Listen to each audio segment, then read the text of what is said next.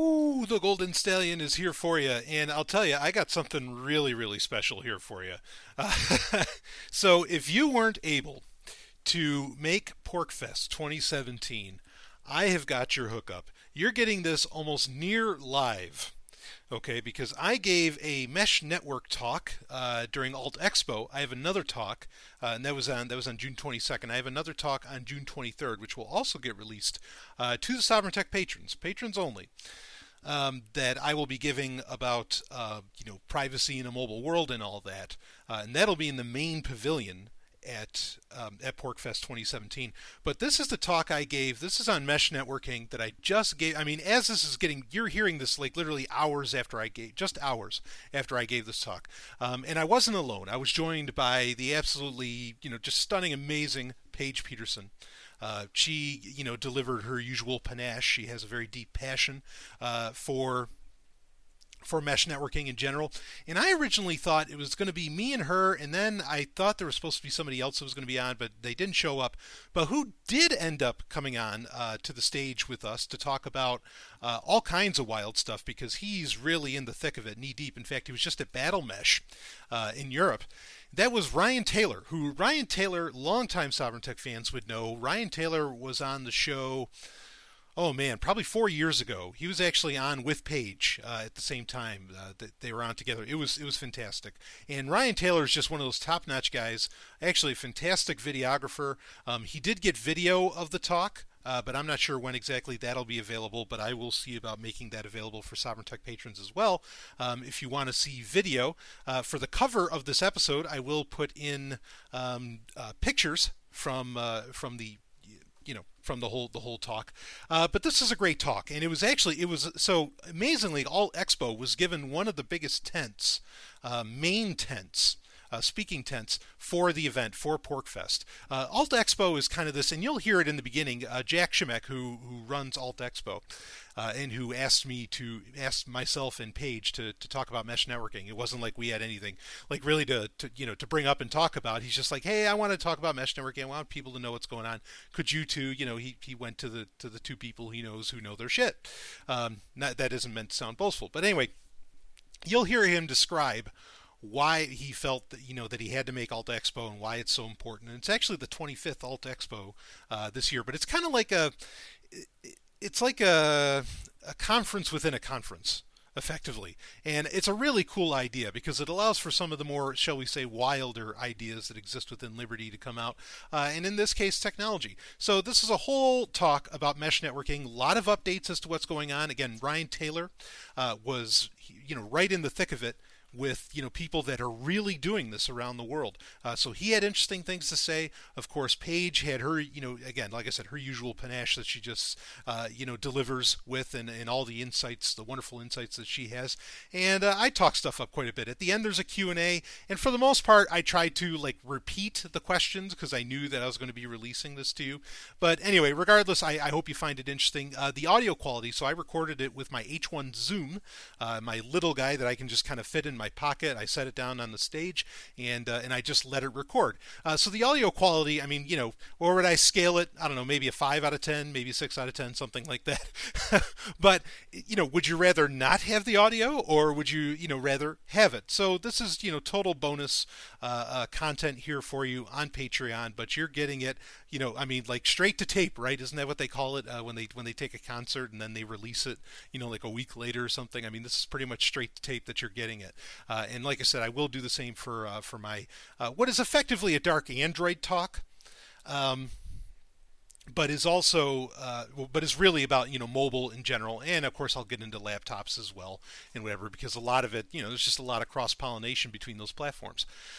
So you'll be hearing that also this week, and there will be other content. I might end up doing a live Sovereign Tech while I'm here, but we'll see how all that shapes up. But I do have another exciting announcement, and as you're hearing it, it might not be out and available just yet, but I just want you to know that it's happening. I just finished writing my first book. Woo, you better believe it. and it's all about Dark Android. It's Dark Android 2017 edition, the no nonsense guide to reclaiming your privacy and security, etc. Anyway, that's kind of the subtitle of it. So the book weighs in at about 100 pages. It's going to be selling for $2.99. So as soon as that's out there, just follow me on various social media, and I will be promoting it. Obviously, I'm promoting it at PorcFest here, and I will be, it'll get a mention in our very first Sovereign Tech newsletter for all of those. And a lot of you have. A lot of people, not just patrons, have signed up for the Sovereign Tech newsletter at zog.email, and if you haven't yet, go for it. So anyway, this is it. Here it is, the Mesh Networking Talk from PorcFest 2017. A lot of interesting updates. Some things I had no idea about, which, that's always exciting for me to be on stage and to look in shock. But me, Paige Peterson, Ryan Taylor. Of course, if you want to follow all of us on Twitter, I put all of our Twitter handles. In fact, Ryan Taylor and Paige are only on Twitter. Like, that's the only way you can really contact them. So I'll put those links. Those links are in the show notes for this. Would be episode 99 of Patreon, which is fantastic because that means that the episode 100 for Patreon content is going to be my talk. My talk in the big pavilion on the main stage at PorcFest 2017. So I'm really excited about that. So anyway, let's take you live. Well, not really live, but let's take you to under the big tent in Alta Expo, talking about mesh networking at PorcFest 2017. And I'll let the applause. It was a full tent, I'll tell you. I mean, there was standing room only in that tent. I was really honored by that. And I've already met a lot of Sovereign Tech listeners while I'm here. So anyway, I'll let all of their applause, carry out this show. So I will see you on the other side. All right, and welcome to PorcFest 2017. This is the Alt Expo segment. We'll have a talk every day at noon. We'll have one tomorrow on New Libertarianism Today, and one on Saturday on Health Freedom. And we also have some ongoing discussions afterwards. If you want to spend more time on the topic, we're up in room 18 in the motel, and there's an Alt Expo banner in front of our room. And this is Alt Expo number 25. So the reason we have an Alternatives Expo is that a lot of people believe that what we really need to be working on is creating better stuff, alternatives to the mainstream system.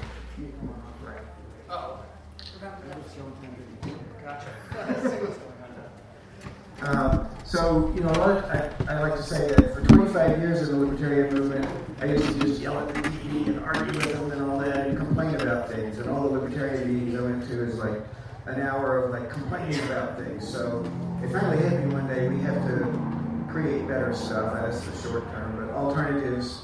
And I'll have a little bit to say about that more tomorrow at noon here. But today we've got mesh networking. We used to have a question of what's going to happen when they unplug the internet? How are we going to communicate? The internet's great now, but what if they censor, unplug it,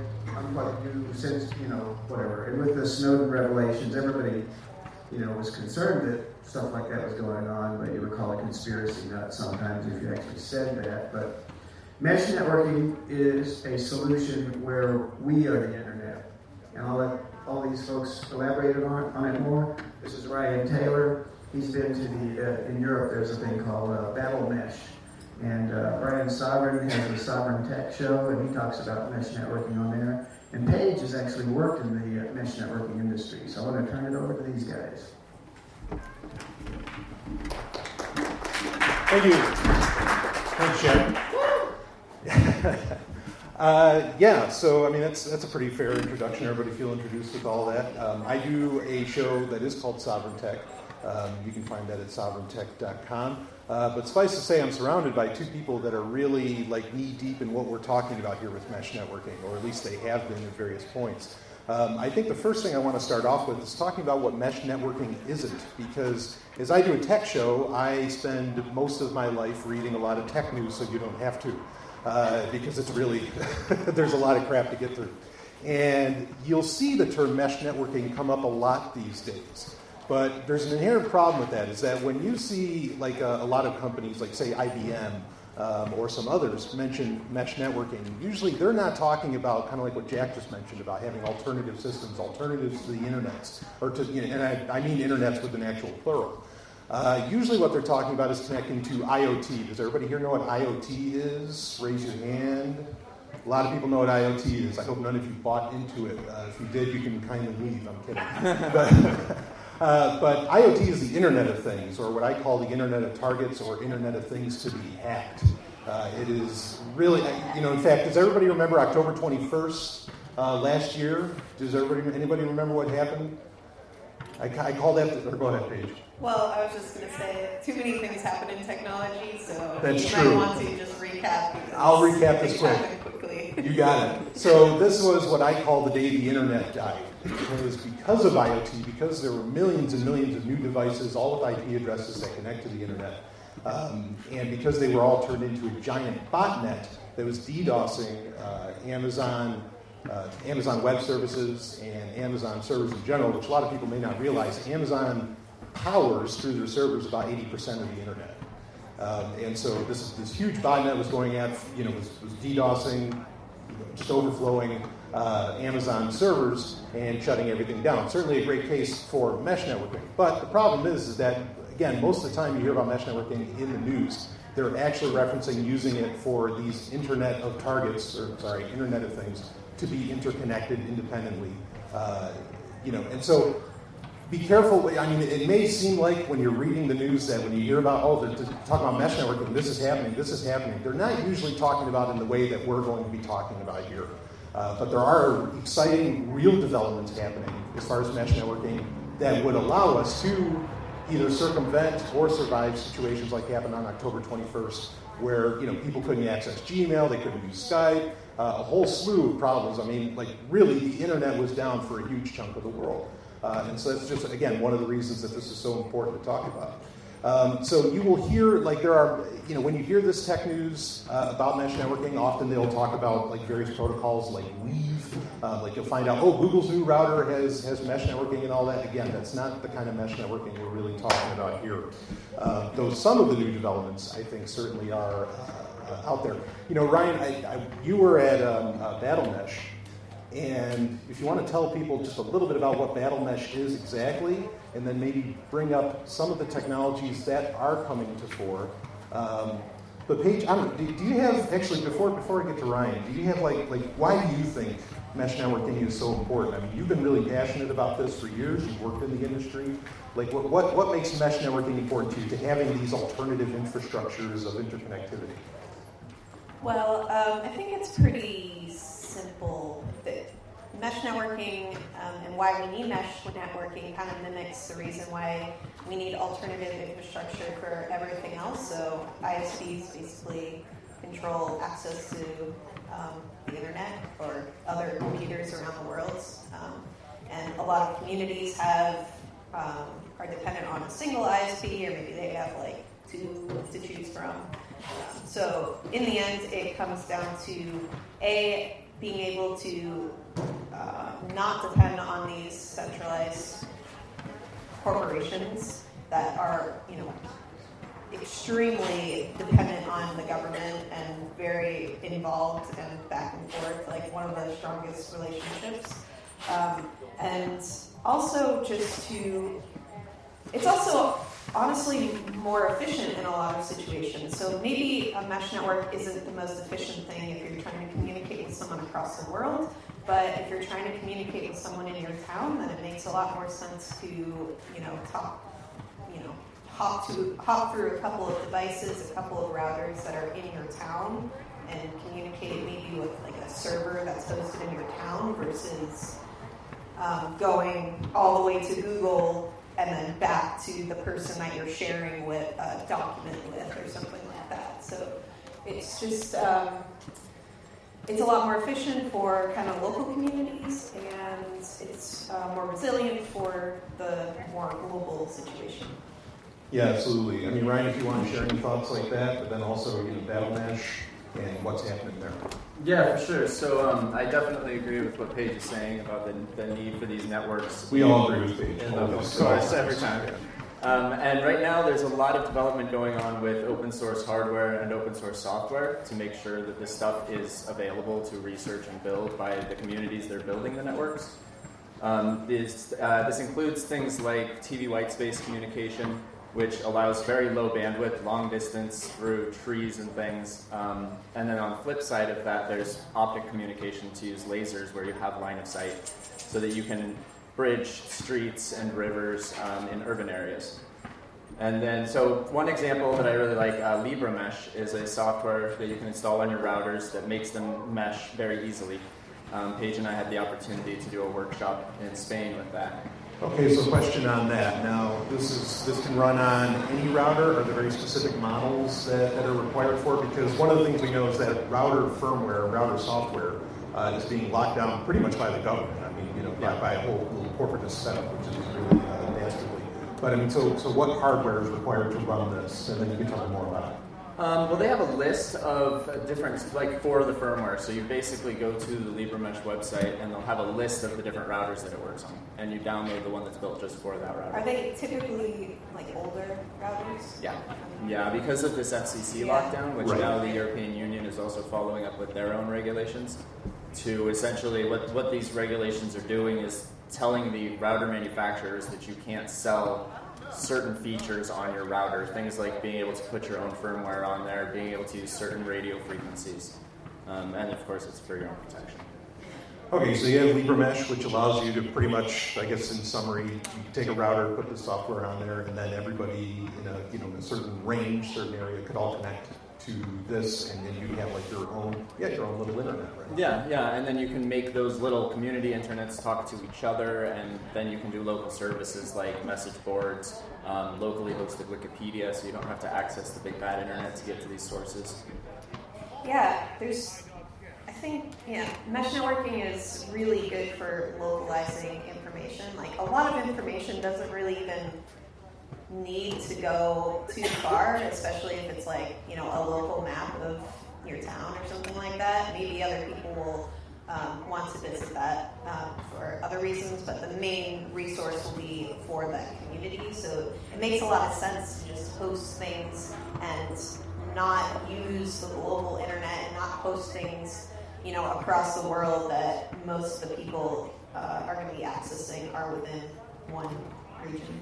Sure, I'm glad you brought up maps, because this is one of the areas that Google will quietly admit that is a problem for them. Google Maps, how many people here use Google Maps? Yeah, okay. Yeah, you can all leave again. Google Maps is obviously very efficient for what it does. However, there's an area where it's not very efficient, and it's ironic, and that is at a local level, as well as kind of the software policing itself at a local level. Google has, over the past 3 years, on 4 separate occasions, had to shut down various features within Google Maps because they recognize that Maps doesn't work very well on a hyper-local level. And people will just start gaming it and making little maps on it to make it look like the Android's pissing somewhere. I mean, it's rather humorous when you see it. But the point being is that, really people that know their community could make far better maps than Google, which has all the money in the world, could even dream of doing. So I think that's a totally valid use case to go for. And, you just drive into town and you can connect to the local mesh and you have a much better experience, I think, when you go there. So, I mean, it can be something very benign like that, when you're talking about mesh networking. And even, I'm thinking of examples right now, we've been I feel like this has happened every single year, wanting to set up a mesh network for PorcFest the following year. It's kind of a trend and it never gets done. But you can imagine some of the really cool things that we would be able to do, like host the app that everyone's downloading and probably can't connect to because they don't have that good of service. You just host it on a server that's located on the campground, and then everyone's able to access it extremely quickly, and you don't need to depend on the local internet or setting up a billboard, buying and selling different things or services that you would have to offer while at PorcFest. So just Oh, yeah. I don't know if we want to keep spewing out ideas, but that's the one thing that definitely always comes up talking about mesh networks here. Sure, it'd be a great use case, I think, or a test bed. Yeah, it is. Try it out. I think it's hard to kind of get going because it's such a temporary thing. So right. it's you see more people enthusiastic about setting up mesh networks that are based in a specific community that have a handful of other people that they're also enthusiastic about it. So that's where you see a lot of the thriving kind of community mesh networks that we run. Sure, absolutely. I mean, Ryan, what other? You mentioned LibreMesh. Was there any other interesting technologies kind of coming out of the woodwork now at BattleMesh? Yeah. So a lot of the work is being done. It's all open source, so the community is very open.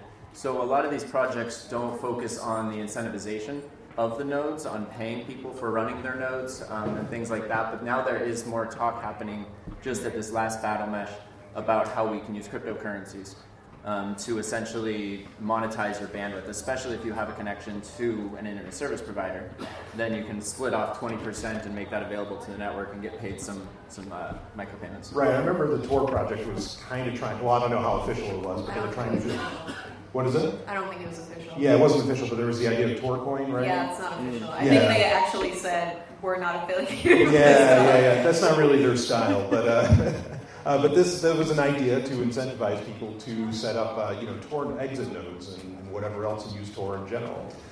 So that's an interesting prospect. That's something that's coming down the pike. Yeah, it's something that's happening is the incentivization part. And then right now, because mesh networking isn't exactly new technology. Sure. This is the 10th battle mesh. So people have been working on this tech for a long time. And so right now, a lot of the focus is to get it out of the hands of the developers, out of the hands of these protocol developers and things, and into a more accessible community, so that anyone can just go and get the routers. LibreMesh is working on a router called LibreRouter, which you can just walk into an area that has a mesh network, and it's a promise that they're working with right now that they will attach to whatever mesh network. So you don't need to do any special configuration. I think that's where a lot of the holdup with this is right now, is getting it past the developer level and into the hands of people who can actually use it. Right. Now, I mean, we're talking about not just software, but also hardware that literally creates an alternative internet infrastructure. This is getting away from fiber, things like this, and some of these I'll bring up. But I think you had mentioned to me there was talk of using solar cells to power these things, because again, you have to power this alternative infrastructure. Right, yeah, and that's especially for disaster relief, both political and natural disaster relief. So refugee camps, the people need to get in touch with people once they get to where they're going. They need to get in touch with their family, check their email and things. So Freifunk has been setting up giant antennas and hooking up their mesh networks to allow this to happen at the refugee camps. And then likewise with the solar power, when you're in a natural disaster situation, you need not only hardware that runs on very little power, but then you need a constant power supply and a power source. And so they're using solar to do that. And some of these this new hardware that's coming out actually monitors the power output so that it can maintain power with very little light, and in situations where they have no infrastructure at all left. Yeah, I can see that being very beneficial, and it raises to mind one of the projects that's kind of an alternative infrastructure, which is really, at the end of the day, I think what mesh networking comes down to, right? Yeah. And one that is trying to be more worldwide, but it has maybe the disadvantage of being largely a one-way street. But I'm curious what both of you think about it. We can start with you, Paige. Have you heard about OuterNet? Are you aware of this? If not, yes, that's okay. But, a year or two ago. Yeah, okay. How many people here have heard of OuterNet? Yep, we got some. I've heard it from your show. That's Well, there you go. See, this is why you need to listen to Sovereign, everybody. So anyway, OuterNet is this concept of, I'm sorry, Ryan, have you heard of it? I have heard of it, but not in a while. Okay, so, all right, well, I'll bring it up. But OuterNet is this concept of satellites that get launched. And around the world, they give people, or you can purchase transceivers, which I think they call lanterns. And they kind of put up on satellites literally the best of the web. They put up Wikipedia, they put up all these different things, and you could submit to them what content you want to go up there. Unfortunately, it's sort of a one-way street. You can submit to OuterNet, the company, what you want to go up onto these satellites. But the nice thing is because it's satellite, this can get received all around the world and with practically no infrastructure other than the receiver itself. Again, it is kind of a one-way street, but I think that's an interesting concept as well. that intrigues me, just because it's actually happening, it's out there, and it's getting people used to consuming information without connecting to a term that I think Ryan might have stolen from me, the big bad internet. Yeah, I totally stole that from you. Thank you. And I think that's very important to do, to get used to using a multitude of these, kind of like Paige mentioned with resiliency, using a multitude of these different technologies. Go ahead. Yeah, and even thinking about combining these different technologies so that the whole system, like, you cannot even see it as one kind of alternate system. So you don't want to have a completely peer-to-peer network if you're communicating with someone around the world. You need kind of layers of backbone, sort of, and outer net seems like it could provide, and like satellites or just like more long-range connections provide a better backbone, which allow the kind of closer connection devices, so like, home routers that only reach so far, they can connect to a more powerful router that can, receive further, send and receive further distances, or, connect to the satellites and things. So. Yeah, I like the sound of that. So effectively, you could have, LibreMesh set up on a router. That router could be receiving, like say from a lantern, from OuterNet, could be receiving what OuterNet distributes, and then that router could create almost that two-way street, but that could still interact with all of the data that OuterNet is sending. Anywhere in the mountains. There's really nothing to stop OuterNet from getting information somewhere, which is really exciting. Something that I'm curious if they talked about a lot of Battle Mesh, Bluetooth 5.0, which everybody has a Bluetooth device, or just about everybody has a Bluetooth device with them, which I think is an exciting thing. You worked in this area where Bluetooth was used to create mesh networks too. But Bluetooth 5.0 was specifically looking to do mesh networking. Again, like I said earlier, the concept, the idea was more for IoT than anything else, but I think it's something that can be taken advantage of. To have efficient mesh networking done from like just a device that everybody already has, as long as there's an app that can take advantage of that. I want to ask you, Ryan, first. Was there any talk about Bluetooth 5.0 at Battle Mesh? No, there really wasn't. Okay. Yeah, I'm thinking it's because Battle Mesh is much more like the bleeding edge type stuff. Yeah. And so the idea of getting this industrial grade tech that we can play with now is just not. It's not just at our disposal at this time. No, I like that attitude. I really do. Go ahead. And Bluetooth in general is proprietary, right? Right. Well, largely, yes. Yeah, so now I you assume the Battle Mesh community would not be interested. Yeah, There's not much chance. you can do with it, to be honest. Sure. No, I think that's a fair point. But no, you've been with companies, and only speak about what you're comfortable, revealing, but that have tried to take advantage of Bluetooth to create mesh networking communication networks, and in fact, honestly, they've been, some of these have been communication networks via Bluetooth that you think like FireChat, some others that have been used in FireChat. That's an inside joke, everybody. I couldn't help myself. Yeah, but it's been used in various demonstrations, protests around the world to much success. So tell us about this, and what do you think the viability is right now? So there's this company called Open Garden. I used to work for them 4 years ago. I spoke about them at my first PorcFest here. And they're basically a startup that was trying to create a business around creating a mobile mesh networking application. Initially trying to do peer-to-peer internet connections, so you have data received on your phone. It's kind of like tethering basically, but a peer-to-peer setup. Being able to transmit the data that you have to other devices around you, not only mobile phones, but also laptops and other internet necessary devices that can install the app. And then they decided, the thing is, I think the main problem with the business model was that there wasn't a business model, and so it was hard to get the startup going, and the investors got really pissed off, even though they were really brilliant people developing the software. It's a more difficult avenue to consider how you're going to be making money off of it in such a peer-to-peer system. But they did create this application called FireChat, which was used in the Hong Kong protests 2 years ago. No, 3 years ago. 3. Yeah, around 3 that. years ago. And that was not an internet connectivity app, but it was a simple messaging app, so you could message people that were within Bluetooth distance from you, and organized that way. So that kind of blew up kind of temporarily, as apps do. But it was a really interesting experience. I honestly don't know what they're doing nowadays, but it kind of highlights that there's different needs for being able to communicate with people in a mesh network setup, so messaging or sending files or, Sure.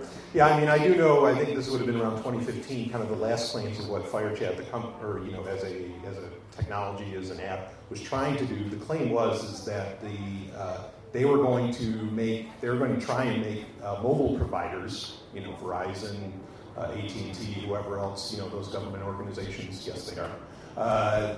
They were going to make them obsolete. That was the idea, was that FireChat would kind of everybody would be using FireChat, and it would just work across the board.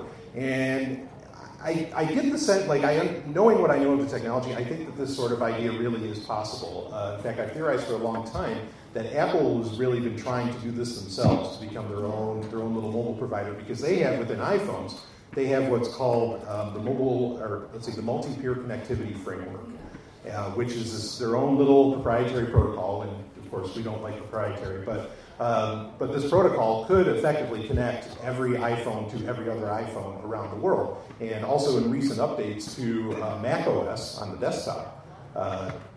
There's this really, really great synergy that they built into between the iPhone and how easily you can connect, say, to your MacBook or something. So I think this is actually something they really have in mind to do. So kind of expect this stuff to become part of the future, in my opinion. But we also want it to be able to be free, non-proprietary, and able for everybody to take advantage of, not just Apple. Do you think they'll open it up? Because they if they want to do that, they're going to need to be able to connect to other devices. They obviously aren't assuming that everyone's going to have an Apple device. So if they want to kind of reach that level, they're going to have to make it not proprietary. Well, that's a big question, because at the same time, I think you have every other company wanting to do the same thing. I mean, one way that, Facebook is trying to create alternative internet infrastructures, not necessarily mesh networking, but similarly, is they have what's called Project Titan, which are these drones, solar-powered drones that just transmit internet everywhere they go. Also, Google has Project Loon, which is quite loony, but it stands for balloons, that will transmit a proprietary 3G signal down to anywhere, in the world. So I think every company is kind of trying to do this, and I don't think that they're going to open it up just because they're trying to get everybody into, kind of like you mentioned, the company name Open Garden. They want to do the exact opposite. They want to be a closed garden. Yeah. Going back to the days of AOL, CompuServe, Prodigy, and all that, even though I have some fond memories, certainly of those times, we would want things to be open, but it may not actually end up being a thing, at least not from the big tech giants. So, just a couple other things I want to mention. Unless, Ryan, do you have any comments or anything there? Well, I'm just thinking, as far as if we're talking about the big corporations and the ISPs and things, something else to keep in mind is that they have the resources to spend way more money on these LTE towers and things. So their internet connections and the communication standard that we get used to is really going to change pretty dramatically, I think. While you can, at PorcFest, we could be sharing videos to a local mesh network, and you don't have to deal with the internet service provider speeds and things, but you really can't expect LTE connections when you're wandering through a village in Brazil or something and you find a mesh network. I've said this quite a few times at various other talks and conferences, but boy, if it wasn't for the fact that everybody wants to do video, and I appreciate you video recording this, by the way, My pleasure. If it wasn't for people needing YouTube and video, all these technologies could already be implemented, done, and because of the communication speeds required, and all of that has already long been here. I mean, think back to even the days of Usenet and stuff like that.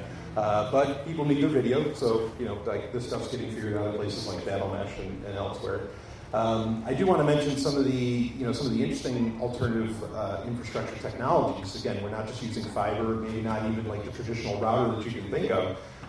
There was a guy, Harold Haas, I believe his name was, and he was a part of development for Li-Fi, which is literally light fidelity, and it is this concept of just taking LED bulbs, and you could transmit data with this LED bulb that could be received by like a solar panel, and then you have a laptop connected to a data connection on the solar panel, and you have internet. I mean, yes, if you put something in the way of the LED light beam or whatever, would it cut off? But he was actually able to stream video with Li-Fi. So there are these ideas, and that was in 2015. And I remember at the time he said it'd be 2 to 3 years before they could really bring it to market. And unfortunately, he was talking about applications for IoT. But my hope is he was just saying IoT to get investors on board or something. But these alternative technologies, things that people aren't even, maybe might not even be on the map. I mean, they probably talk about it, or something like Yeah, that. definitely. Sure, And okay. to that degree, there's also things like IPFS, where you can have a node, instead of like if I wanted to watch a YouTube video, I would need to get on YouTube, and then if Brian wanted to watch the same YouTube video, he would have to get it from YouTube. But if I just watched it and it's saved on the local network, then he can just get it from me. IPFS Share with stands everyone for else. Interplanetary File System, Yes. is that correct? Okay, I like that name. It's very interesting. So, I just wanted to, I guess, bring it, the point about the Wi-Fi is interesting, particularly because it's similarly with the The laser optics, yeah. Yeah, Yeah. laser Carusa internet. is the What's name. the name of that? Carusa. Carusa, right? Yeah, they're out of Slovenia. Right. So a lot of the mesh networking and just like general internet infrastructure is based off of radio, and that is very useful for a lot of reasons. But optic and laser connections can be very complementary because you don't have this problem with interference. As long as there's a direct connection between the 2 points. But a lot of you might go into a city or something and experience really horrible internet, and mesh networking might not even work in a lot of situations because there's too many routers in the same area using the same frequency. So in addition to thinking about different infrastructure, thinking about different ways of implementing the infrastructure is really important. Yeah, absolutely. I love saying it because it sounds futuristic, but laser internet, you just kind of do the Dr. Evil thing, lasers, it's very exciting. So that's a cool idea, and Li-Fi as well. Those are really wild. Anything else that? Well, here's a question, and then I do want to get into questions from the audience, and I think there might be some in the audience that probably have some interesting ideas of their own. Describe your fantasy world with mesh networking, if you think you can. If you want to think about it, I'll put Ryan in the hot seat. I've problem. been thinking about this. It's like not, every night you think about this, right? Well, not every night, but it's kind of combining. It's kind of combining my two kind of passions right now. So mesh networking, I guess, is been my passion for a while. But cryptocurrencies are another thing that I have been passionate and not passionate about on and off for many years now. But one thing that I've been thinking is would be really cool, is so a huge problem with cryptocurrencies, for example, like Bitcoin or Zcash, is that it's a global network. And what if you can't connect to that global network or get a good connection to the nodes in the network? What if there was a mechanism to have this kind of alternative channels for local currencies? So maybe there isn't necessarily, maybe there's this one global currency like Zcash that I work for Zcash, so disclaimer. That is kind of this clearinghouse and allows people to settle things globally without any central parties. But then there's these local currencies that are based off of this main blockchain that are just hosted in local communities. So you don't need to connect to the greater internet as long as you have some sort of local authority or there's going to be some sort of third-party management in these situations, but the idea is that you can kind of drastically decentralized money rather than just like trying to create many global currencies, having like, you know, Lancaster coin or something. Well, I remember like Aurora coin. Yeah, exactly. But the problem with the Aurora coin, it was like an Icelandic-based coin, Yes. but it was a global cryptocurrency. Why would anyone except people in Iceland be invested in that? Unless you were like a speculator and whatnot. But so maybe not using mesh network for cryptocurrency, like global cryptocurrencies, but being able to host a local currency on a local mesh network in your town, so that you know you can just so things can still say digital and local. Yeah. No, I love it. The idea of, I mean, that's a big part of mesh networking, certainly, and it's a direction I'd love to see cryptocurrencies go in, is this relocalization, where things can really have, you know, better resiliency, better accuracy, things can get developed to tailor more to the needs of an area. Like right here, it'd be really nice to have, you know, a coin that doesn't require constant connection to an internet, you know, however that would end up shaping out. Because it can be so spotty, or you know, other things. There's lots of different ways that I think you could really personalize. Or even like a token for PorcFest, right? Like, sure. You know, you trade in you pay when you buy a ticket, you pay a little bit extra for these tokens that get sent to your phone, and then you can use those tokens at vendors. Or, right. I don't know, just like. There's a lot of things that can happen with cryptocurrencies that isn't necessarily local. However, you know, the back end is a little different looking. It's not like a global blockchain that's super secure. Yeah, absolutely. I'm all for that as long as it's not built on Ethereum.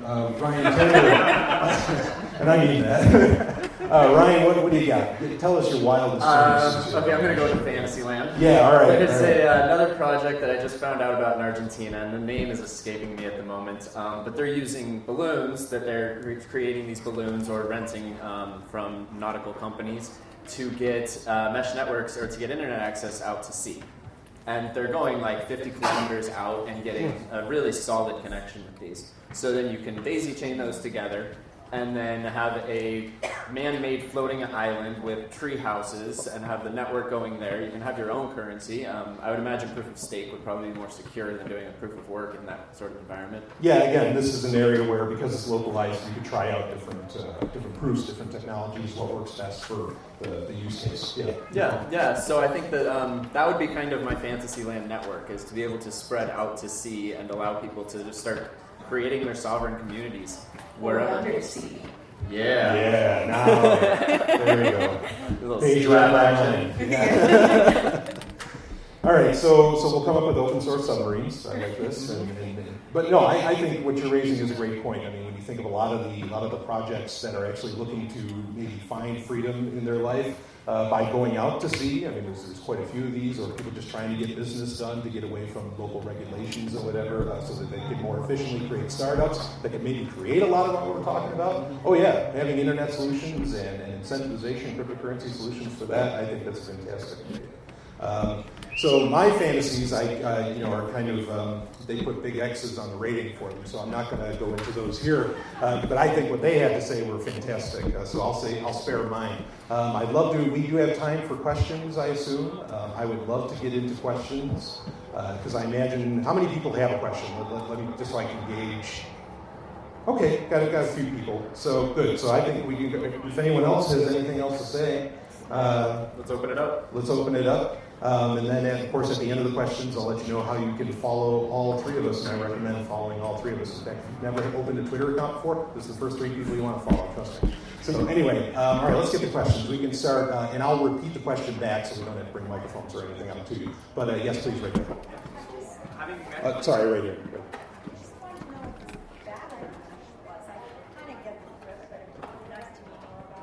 Sure. Okay, so what is Battle Mesh? That's the question. Yeah, Battle Mesh Maybe is you are, an annual event. It's decentralized. There's no real organization behind it. It happens every year in a different country in Europe generally. And it's a gathering of protocol developers, hardware engineers, activists, journalists, designers, anyone that's interested in building these community networks, and people who are doing it around the world. So there's representation from Brazil, from Argentina, all over Western Europe. We have some people from India coming in, and everyone brings their experiences in the field and their projects that they've been working at in their communities, in their hometowns. And shares and hacks on things. Sure. What's like a website they could go to? Battlemesh.org. Battlemesh.org. Okay. It's also really cool because it kind of brings together different communities that are actually building mesh networks. So, and they have different methods because there's different protocols that you can use to build a local mesh network.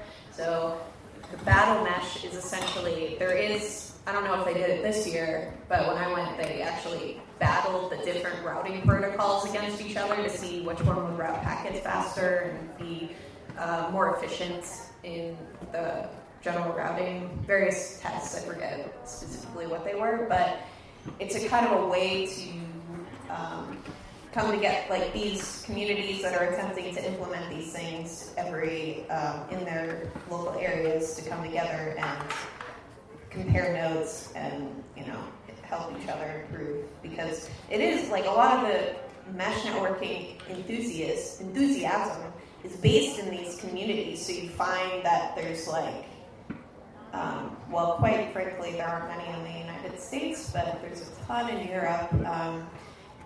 Ryan mentioned Freifunk earlier. That's a German-based community. They're all over Germany, but it's essentially, if you go to Berlin or Hamburg, I think Hamburg's the biggest. Pretty much any big city. Okay. Yeah. Isn't there one that's like the biggest? Hamburg, Frankfurt probably has a big representation too, but Hamburg is definitely very So you active. can go to these cities and perhaps connect to one of their mesh networks. If you look through your Wi-Fi, you might see Freifunk on there. And that's just one example. They're all over. There's, Austria. Austria has Greece. Fukuoka, and in Greece there's several in Athens and outside of the city as well. Vila in Slovenia, Catalonia. Yeah. Awesome.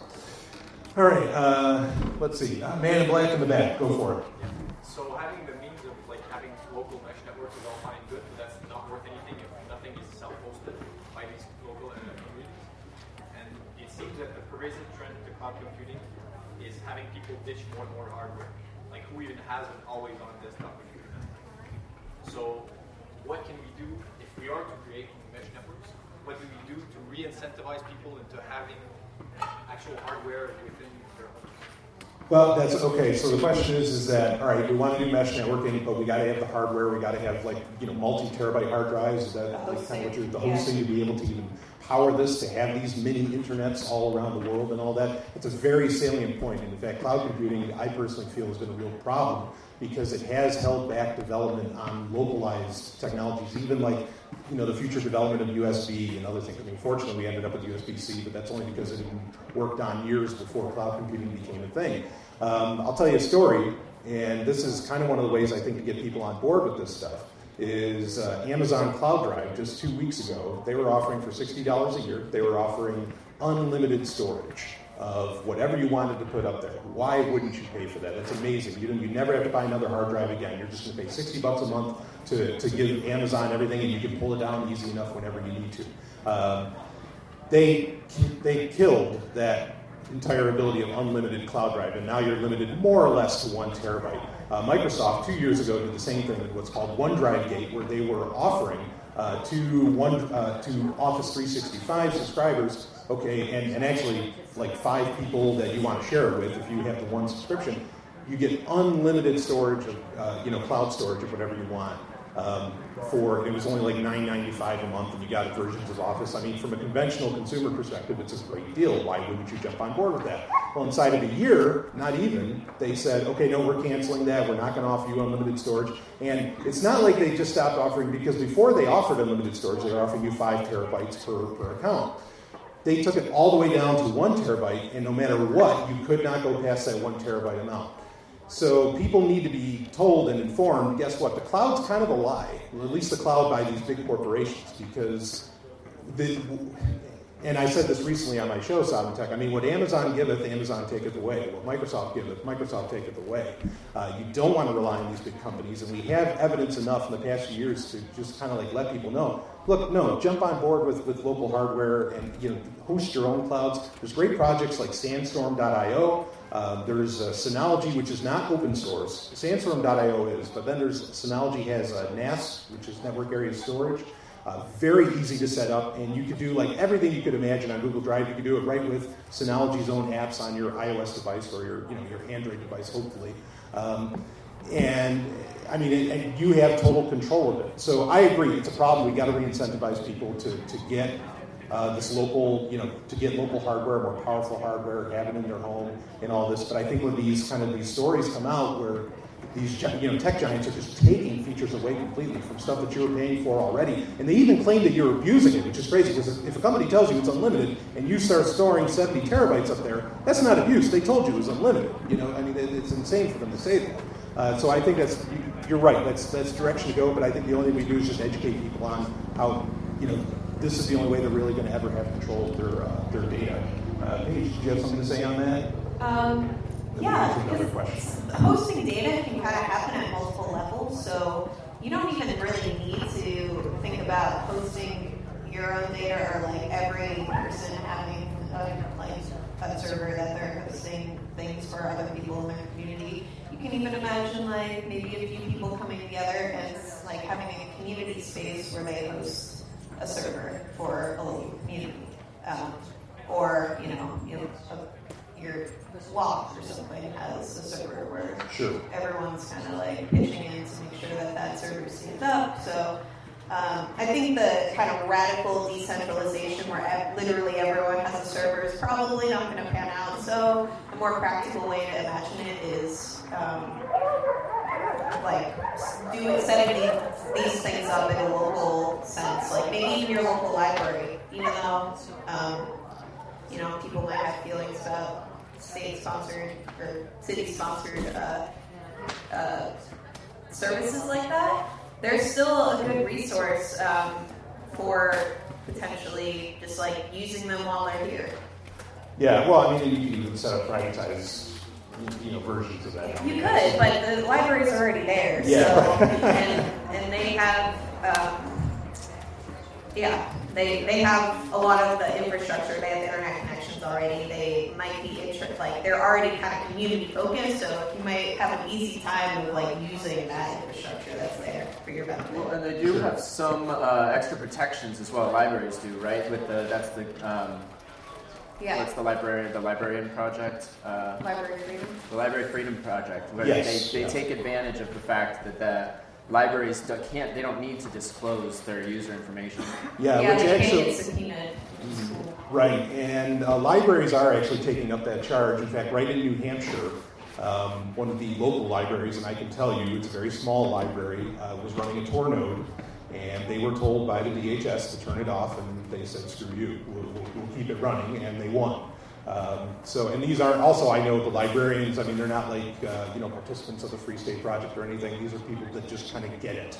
That information needs to be out there. Librarians are just kind of like activists. Period, because they're so interested in sharing knowledge and people having access to knowledge that they're activists by default. Maybe they don't call themselves activists, but sure. But I think they could easily be natural allies, and they've already proven it in many ways. Who else? Let's see what we got. Let's go to right there.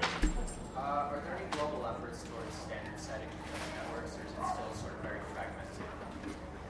It does seem to be very fragmented. The thing with Battle Mesh is that we actually talked about changing the name this year because it has this competition vibe, and there's not really much competition going on, but you do have these different protocols. Some of them require a lot of configuration files that even make the tech-savvy ones of us kind of get a little bit chills because it's like, I really don't want to have to deal with that. So there is an effort to get to some standardized point. And that's kind of why they put these protocols up against each other to figure out what works best for them and what's deployable on a large scale. Isn't there also an IETF working group? Yeah, definitely. Yeah, and, so there is Internet like a Societies. kind of official working group with the IETF that's... I think they mostly focus on a couple of the protocols in terms research, but I mean, the IETF takes like a decade to do anything, so you're probably not going to get anywhere. Sure. Yeah, I feel like their work is more on the radio side, but Internet Society has a working group as well for mesh networking now. Yeah. So let's see. Standardization is hard. Dan, we've got time for one last question, one last bit of business here. Dan, go ahead. So you mentioned Sandstorm.io, and you were asking about running local services. I think it's something that it wasn't made for a mesh networking scenario, but I feel like it's a natural ally of the mesh networking thing. Sandstorm.io is basically hosting local services. Like take some tech savvy, it's kind of a pain in the ass to maintain, upgrade and stuff. Sandstorm literally, like once you do the work, and it's not very much, but installing Sandstorm, it's literally a point and click installing apps kind of things. And I feel like if we set something up at PorcFest, like if we had one Sandstorm thing and like two nodes, two mesh nodes, like that would make the point. We just have all these cool things on there, like Office Suite, chat. I'm actually currently working on packaging something called QX, which makes it easy. QX, was it K-I, how do you spell it? K-I-W-I-X. K-I-W-I-X, Yeah. okay. And this is it's a project that already exists. Makes it easy to host a mirror, basically a Wikipedia, or Project Gutenberg, or like TED Talks. Like they have all this really cool stuff, and they're all just in one simple to download .zip file, they call it. And so I'm packaging that for Sandstorm, and I'm very close to getting it done. And I probably have actually time in case anyone wants to see what it would look like and how the user interface would look. The only downside of all this is that Sandstorm, I don't think it's quite ready to be connected to a mesh just because of some DNS issues. Mm-hmm. Like it's probably possible, but it requires some savvy to get that all working. I'm trying to talk to some people who know more about it. Sure. And where can people follow? Would it be on Twitter? Sure. Like if they wanted, like if they were interested in this idea of taking Sandstorm.io and applying it to mesh networks and like using it also to host a lot of the data that you're talking about. Sure. Well, I mean, I don't talk about it very much on Twitter. Oh, okay. Yeah, but I will. I mean, I'll probably make more noise about it like next year at PorcFest. Okay, all right. Well, you can actually, so perfect. So that's interesting. Sandstorm.io, just really quickly for those that don't know, this is a software suite, and it is pretty simple to install. It can run on like your home server or something, where it has all of the features, including chat, Office software, all the things you kind of imagine if you're doing with a Google account and Google services. Very exciting project that has a lot of development going for it right now. So anyway, I think that's it. We can do one more. Did you have anyone else another question? I want to have fun here. Let's see. We'll go right there. Man in black in the back. You were talking about the localized services and maybe not everyone having their own server. It seems like that's a good case for torrents, BitTorrents, because then everyone can have 10% of the file and you get the natural distribution resiliency. Right. That seems like it fit in really nicely with this idea of more decentralized, more localized. Yeah. Okay. Now, I have a saying about torrents. Torrents are just like your local library without the state funding. That's really the way to consider torrents. It's just a public library. I think that's a fantastic idea. Torrents, effectively distributed hash tables. Right now, there is software out there. It's actually called RetroShare that I'm a huge fan of. That can be run on a local system and can actually do a lot of, like, it can do torrenting effectively. It actually can do VoIP. It can do a lot of these other features, that we're describing here that you want to be able to do on a separate network. I think that's something worthwhile looking into as well. But yeah, setting stuff up like torrents to where only certain amounts of the data is being held on the entire network on certain systems. I think that's a very, very interesting thing to keep looking into. Always support torrents. I mean, torrents is just one of the most amazing technologies to ever really come into existence. Do we have time for one big comment? Okay, one big comment right there. You mentioned torrents. Storage goes DHT powered object storage. Storage, right. Yeah, and how is it spelled? STORJ, right? Yeah, STORJ. So these projects are out there, they're happening. It's very exciting. All three people here are certainly keeping an eye on them and talking about them and doing what they can to make them happen. So, Paige, where's the best place for people to follow you? Why the hell wouldn't you? Twitter, IOPTIO, and also just if you want to talk about Zcash, I'm all about that. Yeah, I am all about Zcash myself. I don't work for Anonymous cryptocurrency. Yeah, Zcash is another one of those very exciting technologies that I've been tracking, honestly, since like 2013, when the first paper for zero knowledge proofs came out. So really exciting stuff to keep an eye on. So that's at IOPTIO. Mr. Taylor, Ryan Taylor, where do they find you and follow you? On Twitter and on YouTube, it's @GLeak, ADJYLEAK. And if you look on YouTube for Battle Mesh, then you'll probably just find all the videos that I posted and get through that my channel. One of the best videographers in the world, and I don't just say that because he's recording my talk either. As I'm ruining this recording right now. But of course, if you want to follow me, you can just on Twitter @SovereignTech. It's spelled like my last name, SOVRYN, and then just tech. Or you can go to zog.email. That's my website. You can actually sign up for my newsletter where I update everything that's going on. In fact, actually, I have a book coming out tomorrow that is going to try and get everybody on board. It has to do with my Dark Android project. Thank you. And that'll hopefully get people on board with at least wanting to encrypt everything before we can get them on the mesh network. So, but yeah, just zog.email if you want to find everything about me. So anyway, Paige, Ryan, thank you so much. Jack, thank you. You have a talk tomorrow. I have a guest. Also, if you want to catch that, I do have a talk tomorrow. And a workshop that Paige will be a part of. I don't know if Mr. Taylor I'll be around. Okay, but I have a talk at 3 p.m. in the main pavilion. Can you believe they gave that to me? I can't. They're crazy. So anyway, thank you so much, everyone. Great audience, great questions.